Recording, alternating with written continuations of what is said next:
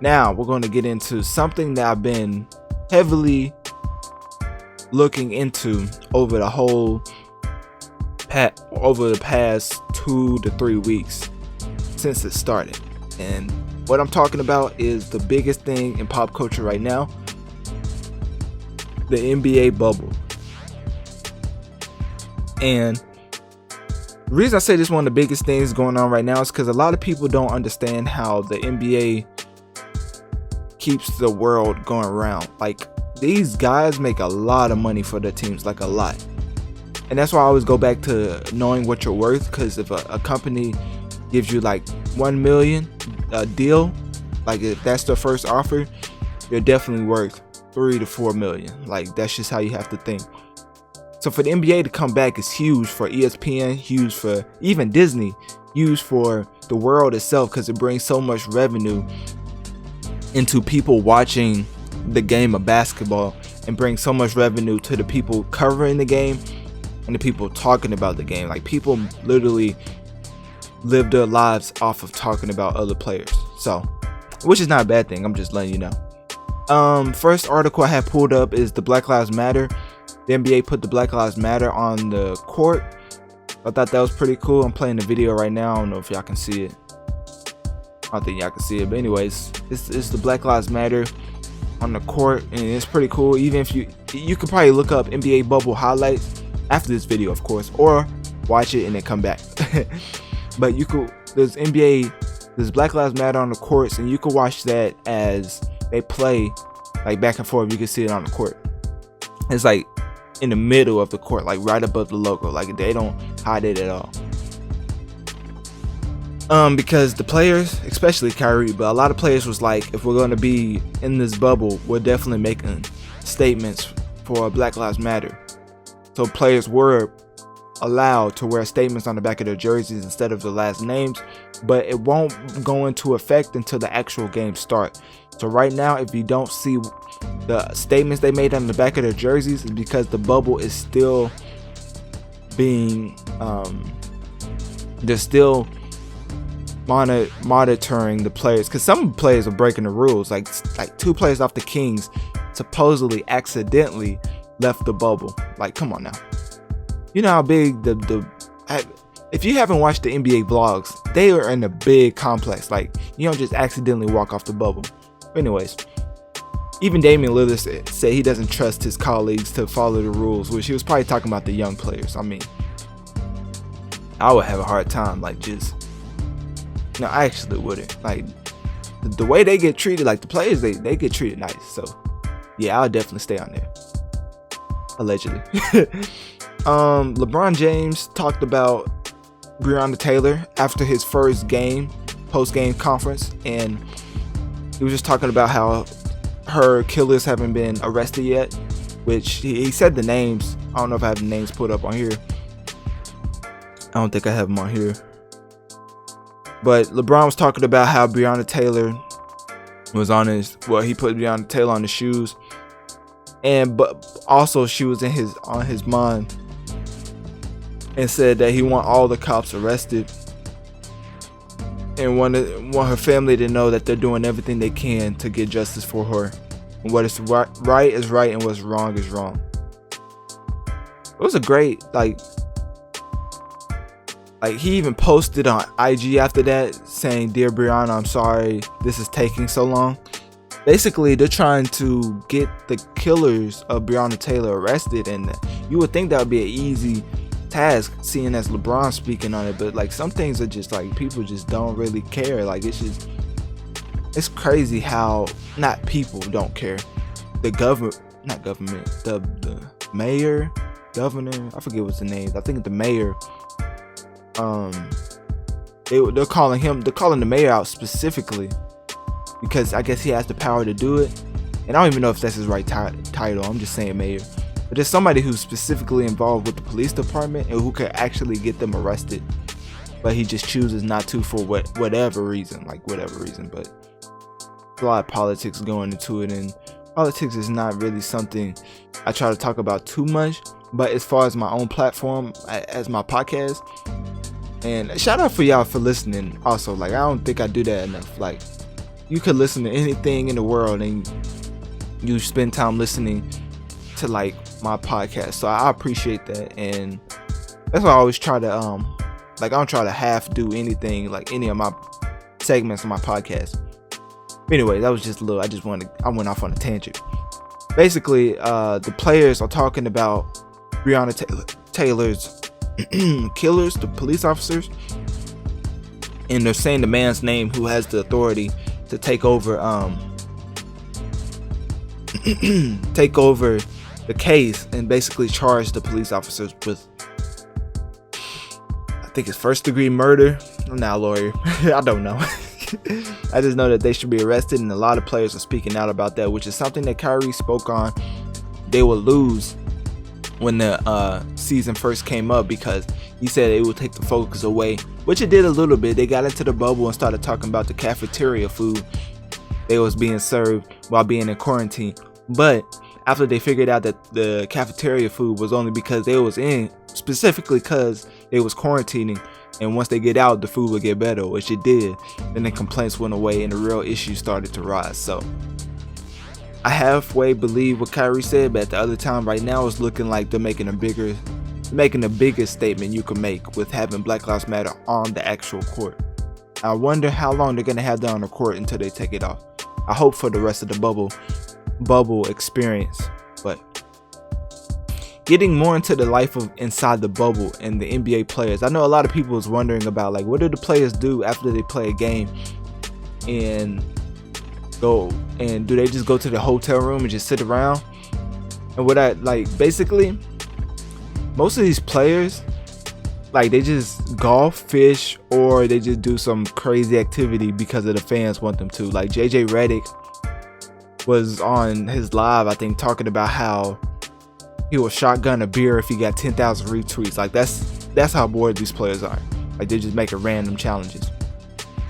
And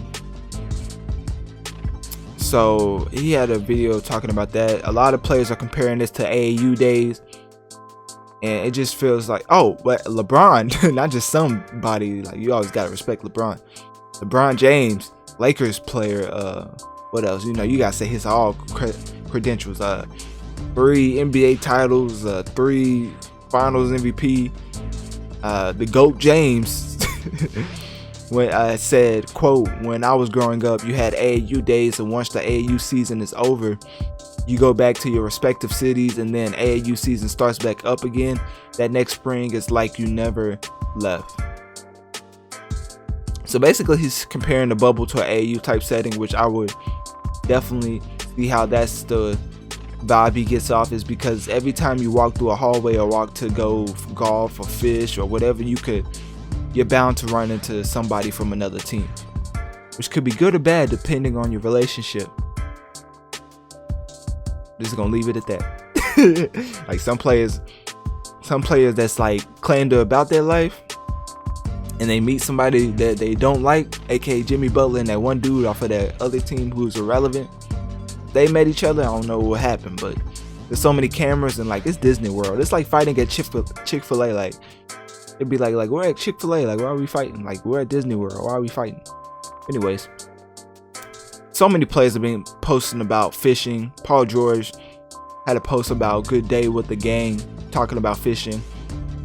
JaVale McGee is one of the biggest vloggers of the bubble right now, along with another 76ers player. I forget his name. I hate that I forget his name, because he's my favorite vlog out of all of them, because you could tell he actually does the editing himself.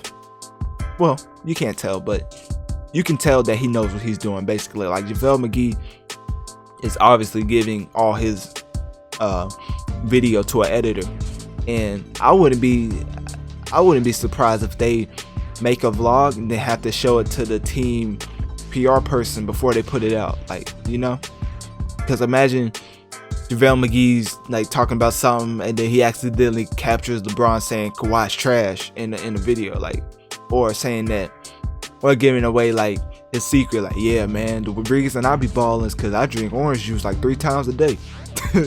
Like, something crazy like that. So I believe they have to run it past their PR team. But anyways, They talked about PJ Tucker brought us 85-inch TV. So I think the movies are gonna be maybe in PJ Tucker's crib or PJ Tucker's room. Like movie night is definitely in PJ Tucker's room. 85-inch TV, that's crazy. But I heard he has like crazy shoe game too. Like what I mean by that is that he has a lot of nice shoes.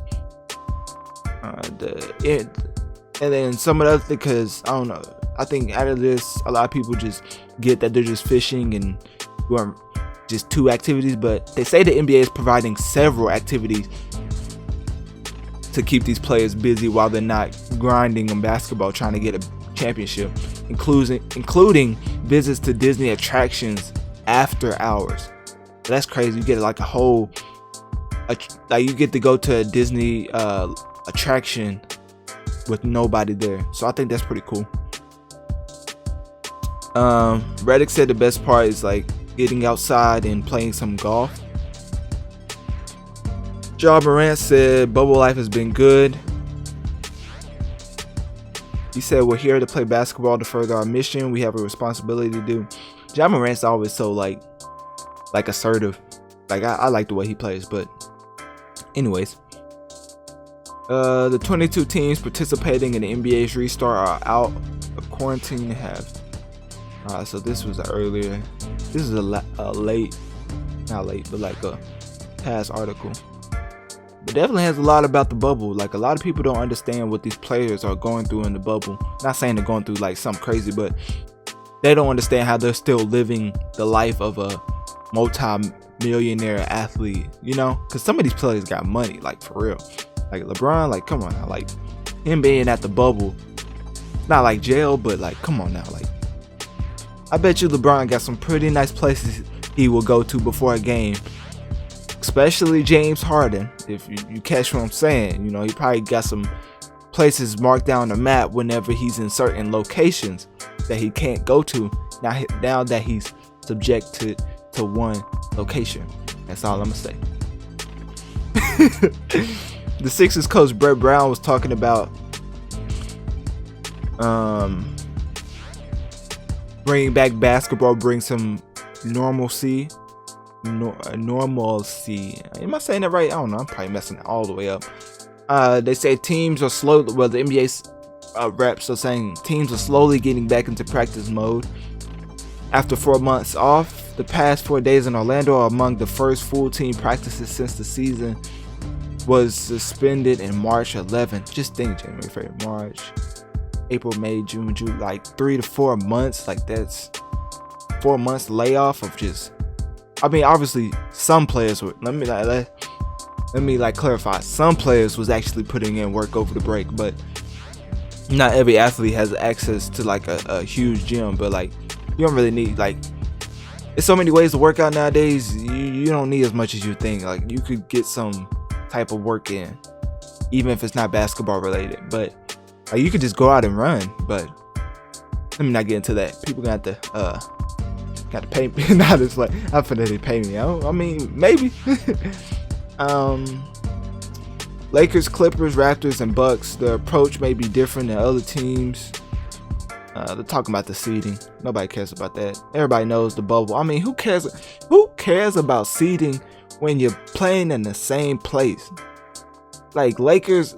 If I was a Laker player, I would be so mad that the season got canceled this way. Imagine playing hard. 82 games is a lot. Like a lot. Like that's why players get hurt. Basically, like that's why players get exposed in the playoffs, because 82 games is rough. Whether you play all of them or not, it's rough. And your legs just get beat down to a point where if you're in playoffs still performing the way you were in the regular season, you're that type of play. Like you've made it. But players that had time off, they're playing in the same location. Seeding does not matter at all. It's whoever gets acclimated to the climate first. So it'll be interesting to see how these teams adjust to the bubble environment. And a lot of teams seem like they're picking up with right when they left off. Like the Lakers, they're looking really good. The Miami was looking okay. The coach for them, Eric Spoelstra, which I think is an amazing coach, he was saying that the road routine is different, of course. The meals are different, of course, but there's a nice walking path to some restaurants. You know, he was also bigging it up. Like, being an NBA coach, you probably can't bash it too much, or being an NBA player. I mean, NBA players don't care. I mean, you heard what some of them said. Some of them was calling the food the worst they've ever had. They was calling it basically prison food. Like I said, a lot of these NBA players was videotaping themselves, like vlogging. Oh, okay, this is the guy I was talking about. This is my favorite vlogger in the NBA bubble. It's the Philadelphia player called Matisse Thybulle. I'm definitely messing up his name, but Matisse Thybulle or whatever. Produced a 9-minute video talking about welcome to the bubble day 1, and that was the first one. I think he's on like 4 right now, so you can watch those. And he has like a crate, like his vlog is really good. I'm just gonna say that. There's a lot of other NBA vlogs that are pretty good, but his is the most consistently good, you know, because he doesn't really show too much of the same thing, because he knows like that will get boring. So he shows stuff that's exciting, like pack opening, interacting with different teammates, interacting with Joel Embiid. I don't think I saw him interact with Ben Simmons too much, but he actually talked about a little bit about vlogging and being inside the bubble. He said, quote, aside from being able to play basketball game, you just made this whole bubble thing worth it. Let's figure something out when I'm free. So basically he was responding to some YouTubers, so we don't really care about that.